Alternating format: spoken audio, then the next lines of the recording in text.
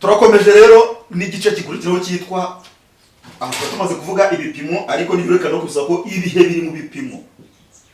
Ibihe nibyo bita le temps mu muziki. Ibihe ni iki rero? Ibihe mu muziki ni ibyiciro by'ubutinde bureshya, ubwo butinde bukaba bugabanyije mu bipimo.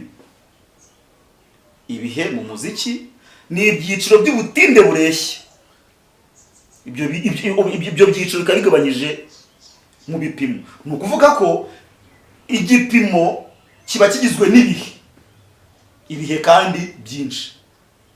Hanyuma ibihe byinshi biteranye bigira igipimo. Ibipimo byaterana bigahita bikora cya gice cy'umuziki tugiye kuza gukora. Tuvuze rero ko ibihe ari ibyiciro by'ubutinde bureshya bigabanyije mu gipimo. Nigeze gukomeza ku cyo bita inota fatizo ry'igihe mu kanya kashize. Urumva ko ngarutse kugiye kuza kuvuga icyo ari cyo noneho nyirizina mu gipimo. Reka nifashishe buri gihe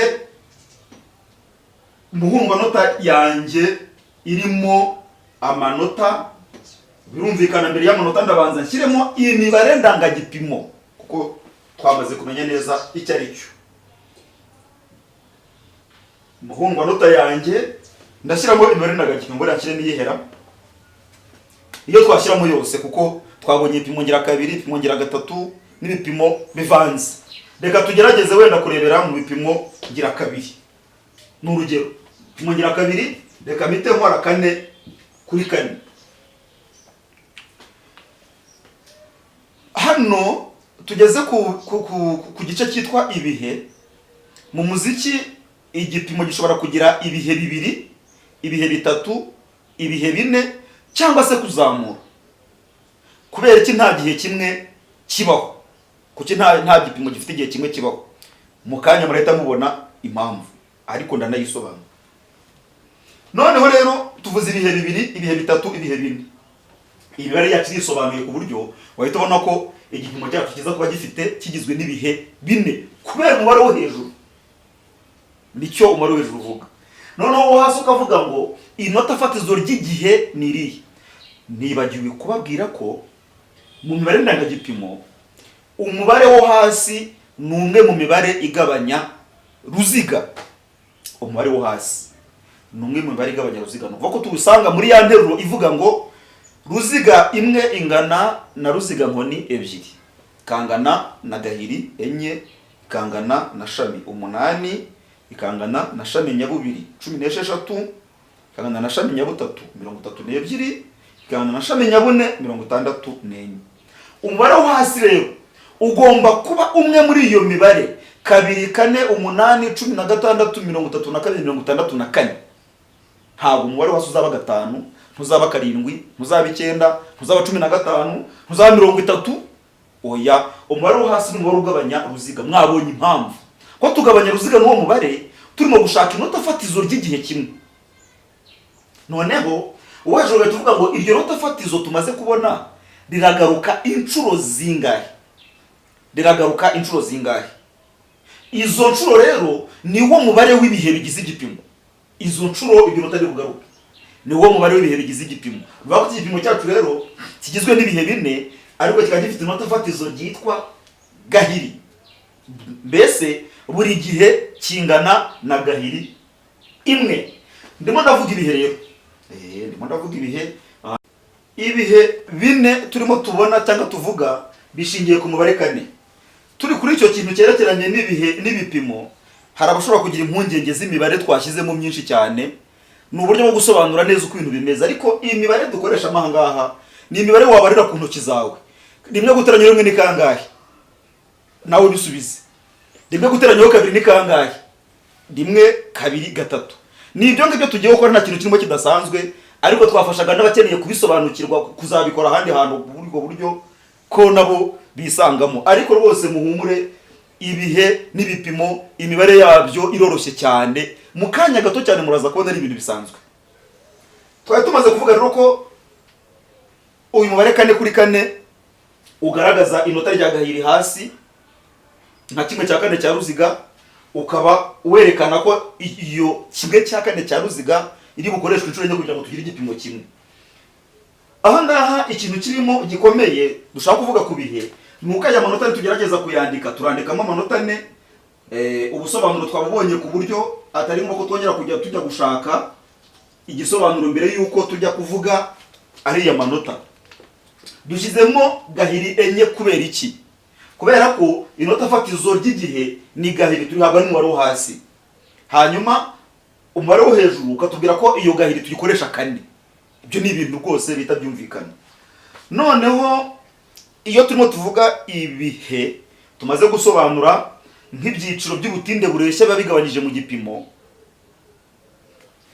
dusanga dufite amabwiriza tubwira ko inota rya mbere rya buri gipimo, inota rya mbere rya buri gipimo ryitwa igihe ngutu. Inota rya mbere rya buri gipimo ryitwa igihe ngutu. Ibi nibyo bita temps fort. Nitubikora turaza gusobanura iyo ngutu icyo ari cyo. Noneho inota rya nyuma rya buri gipimo, inota rya nyuma rya buri gipimo bikitwa igihe ndegeza.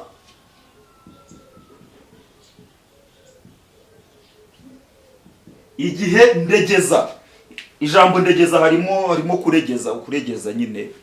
Turaza guhita tubisobanukira tutangiye kubikora. Aha rero tumaze kubona igihe igipimo gifite ibihe bibiri gusa. Noneho iyo igipimo gifite ibihe bitatu, inota rya kabiri, iri ngiri ni inota rya mbere, turabyandika dutera inota rya mbere, reka tubishyire aha ngaha.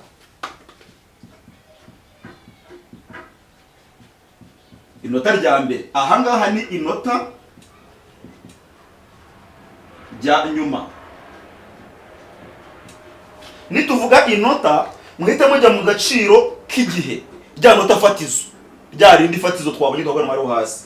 Iyo dufite igipimo cy'ibihe bine, igihe cya mbere cyitwa ngutu uko twabivuze, igihe cya nyuma kikitwa ndegeza, igihe cya gatatu cyitwa ngutu gato, twamaze kubivugaho mu kanya. Igihe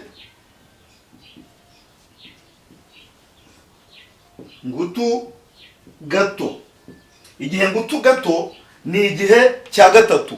Noneho igihe cya kabiri turimo turavuga igipimo cy'ibihe bine nicyo dufite hano, kikitwa igihe ndegeza.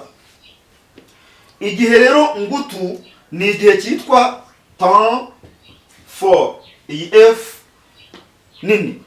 Igihe ndegeza cyitwa temps faible avec F ntoya. Igihe ngutu gato cyitwa temps mi fort. Tubyandika dutya. Ni ukuvuga rero ko dufashe igipimo cyacu kuko nicyo kinini dufite, gifite ibihe bine, iki gihe cya mbere kizaba ari ngutu, igihe cya kabiri kizaba ari ndegeza, igihe cya nyuma kizaba ari ndegeza, hanyuma igihe cya gatatu kizaba ari ngutu gato. Twavugaga ibihe mu bipimo. Noneho rero hari uburyo bwo gutanga igipimo. Igipimo gitangwa hashingiwe ku bihe bikigize.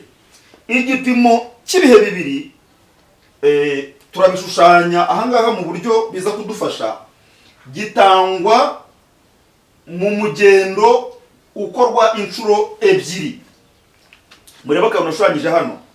Igipimo cy'ibihe bibiri gitangwa mu mugendo ukorwa inshuro ebyiri. Noneho igihe cya mbere kiva hejuru cyerekera hasi. Turakoresha aka kantu kabugenewe. Igihe cya mbere kiva hejuru cyerekera hasi. Tuzacyita igihe ngutu kubera ko bimeze nko kujugunya. Uramutse ukirekuye, ndekuye kano kantu kamanuka. Izo mbaraga igihe ubwacyo gifite nizo zituma tukita igihe ngutu. Noneho ibihe byose bidusaba ko duterura, byo nta mbaraga bifite, ahubwo dufite imbaraga zo kubiterura. niyo mpamvu byitwa ibihe ndegeza. Ni ukuvuga ko igihe cy'ibihe bibiri, igipimo cy'ibihe bibiri gifite igihe cya mbere, igihe cya kabiri, igihe cya mbere, igihe cya kabiri. Igipimo cyose gitangirira hejuru kandi kikarangirira hejuru, kuko gishobora gusubirwamo inshuro nyinshi. Dusoreza hejuru twitegura ko dushobora kongera tugatangira nanone cyangwa tukaza gusubirayo. Nitwigira hirya gato tuzasanga ko amerekezo y'ibihe ashobora guhinduka nitumara kugira ubushobozi bwo kubara ngo iki kiraba ari ngutu, iki kiraba ari ndegeza. Niyo mpamvu uzabona baririmbisha buri gihe batagira gutya ku gipimo cy'ibihe bibiri. Bashobora no gukora ku bundi buryo, icy'ingenzi nuko baza kubara bya bihe bibiri, igihe ngutu n'igihe ndegeza. Iyo dufite igipimo cy'ibihe bitatu, ahangaha nakoresheje gusa akaboko k'iburyo, ninza gukoresha k'ibumoso muraga kubona impinduka nuko bibusana. Igipimo cy'ibihe bitatu, igihe cya mbere buri gihe kiva hejuru kimanuka, igihe cya kabiri kikerekera ku ruhande usa n'uzamuka kuriya, igihe cya gatatu kigaruka ku ntangiriro y'igihe cya mbere kugira ngo tuze kongera gusubiramo niba ngombwa. Ni ukuvuga ko iki ngiki ari icya mbere, iki ari icya kabiri, kiriya kikaba ari icya gatatu. Niyo mpamvu nkoresha akaboko kanjye k'iburyo aka ngaka. Igihe cya mbere kizaba ari iki, icya kabiri, hanyuma icya gatatu gisoreza aho natangiriye, kugira ngo nitegure kongera gusubiramo. Noneho nze kuvuga ngo 1 2 3, 1 2 3.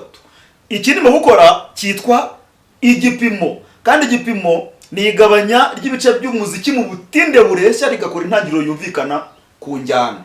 Sinzi niba ibintu murimo kubibona. Igihe cyose nzaba ngize gutya uzahita wumva ko ntangiye, hanyuma ngende nongere nzamuke wumve ko ntangiye. Cya gipimo cyanjye kirakora intangiriro yumvikana ku njyana. Noneho ibipimo nibiterana ari byinshi bizahita bibara cya kindi twita injyana. Kubera ko bigenda byisubiramo mu buryo busa. Aha rero ndimo nakoresha akaboko kamwe k'iburyo, ndi ku gipimo cy'ibihe bibiri. Dukoresha amaboko abiri, amaboko amanuka atya ateganye, hanyuma agatandukana, hanyuma tukayahuriza hejuru twitegura gusubiramo, tukaza gukora 1 2 3. Iyo urimo gutanga igipimo ugerageza kumva buri gihe ko wasobanuye intangiriro n'umusozo w'igihe, ukabyumva mu kaboko kawe ko wasobanuye intangiriro n'umusozo w'igihe. Igipimo cy'ibihe bine nkoresha akaboko k'iburyo, igihe cya mbere buri gihe cyitwa ngutu kiramanuka, igihe cya kabiri kirerekera ku ruhande kandi kizabaye igitoko cyitwa ndegeza, banza ngeze ahatagaragara. Igihe cya gatatu kirajya ku ruhande, igihe cya kane kiragaruka hano hejuru ko twitegura gutangira. Igihe cya mbere, igihe cya kabiri, igihe cya gatatu, igihe cya kane. Twakoze igipimo cy'ibihe bine. Ni ukuvuga ko hamwe n'akaboko kanjye igihe cya mbere kimeze gitya, igihe cya kabiri kize gutya, igihe cya gatatu kijya hano, igihe cya kane kijya hejuru, kugira ngo twongere twitegure gukora intangiriro yumvikana. Izo ntangiriro niziza kumvikana buri gihe ku musozo no ku ntangiriro z'igipimo turaza guhita turema icyitwa injyana. Ubu rero hangeze nuko nzaba ndi kuvuga ngo 1 2 3 4, 1 2 3 4, 1 2 3 4. Ibi ni bya bihe twahoze tuvuga.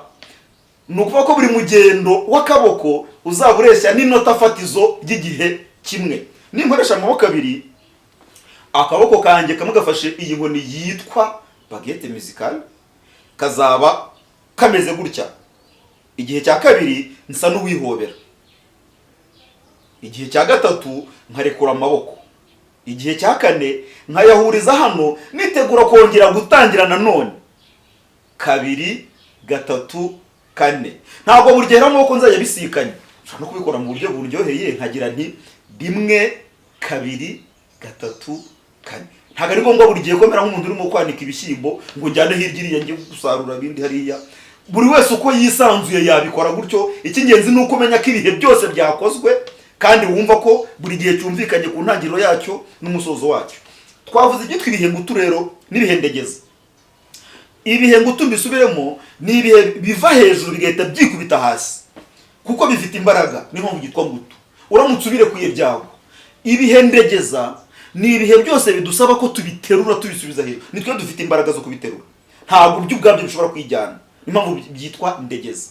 Noneho ku gipimo cy'ibihe bine twavuze ko igihe cya mbere cyitwa ngutu, igihe cya kabiri cyitwa ndegeza, kuko hari ibintu turi gusunika, cyitwa ndegeza ko hari ibintu turi gukoresha ngo dusunike. Igihe cya gatatu cyitwa ngutu gato, uramutse ugize urutya wumva hari uburyo ushibuye akaboko gashobora gucika kakagenda. Noneho igihe cya kane cyitwa ngutu kubera ko wongera